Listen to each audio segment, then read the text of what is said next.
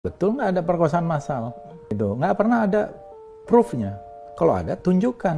Nah, rumor-rumor seperti itu. Kok bisa gitu seorang Menteri Kebudayaan mengatakan bahwa peristiwa Mei 98 khususnya dalam konteks perkosaan massal itu hanyalah rumor.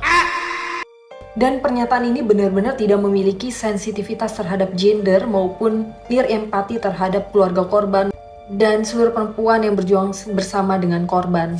Halo teman-teman semua, ini pertama kalinya aku buat video statement khusus untuk merespon pernyataan dari Fadlizon, Menteri Kebudayaan, yang menurutku ini udah nggak bisa lagi kita tolerir. Nah, kalau misalkan pejabat publik selalu bilang bahwa kritik ataupun kemarahan ini sangat personal, ya ini sangat personal karena dua hal. Satu, aku perempuan, dan kedua, aku adalah generasi muda. Pernyataan ini tidak hanya bermasalah teman-teman, tapi juga berbahaya karena ini akan memanipulasi, mengaburkan sejarah, serta pelecehan terhadap upaya pengungkapan kebenaran atas peristiwa Mei 98, khususnya kekerasan terhadap perempuan yang terjadi dalam peristiwa Mei 98. Padahal sudah ada laporan akhir dari TGPF, sudah ada laporan penyelidikan hasil Komnas HAM, tapi masih dibilang ini sebatas rumor saja. Dan di dalam laporan akhir TGPF itu mencatat adanya tindakan kekerasan seksual yang terjadi di Jakarta, Medan, Surabaya, dan di titik-titik lainnya dengan jumlah korban yang begitu masif.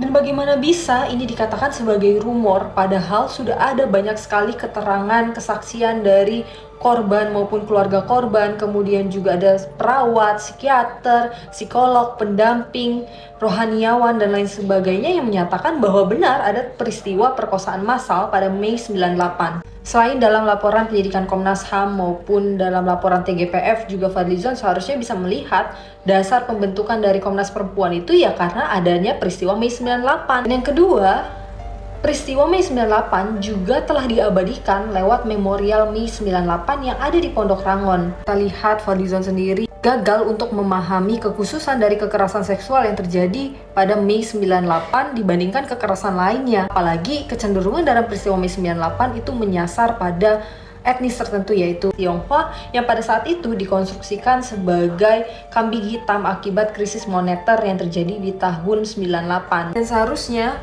ia malu dengan pernyataan dirinya sendiri dan mencabut pernyataannya secara terbuka, memberikan klarifikasi maupun melakukan permintaan maaf secara terbuka kepada keluarga korban Mei 98 maupun penyintas korban Mei 98 dan juga seluruh perempuan Indonesia yang hari ini bergerak bersama dengan korban. Jadi teman-teman, ayo kita marah sama-sama untuk menuntut Kementerian Kebudayaan untuk menghentikan proyek revisi buku sejarah yang ahistoris dan tidak sesuai dengan fakta sejarah maupun melakukan pemutihan terhadap dosa-dosa dari Orde Baru itu sendiri.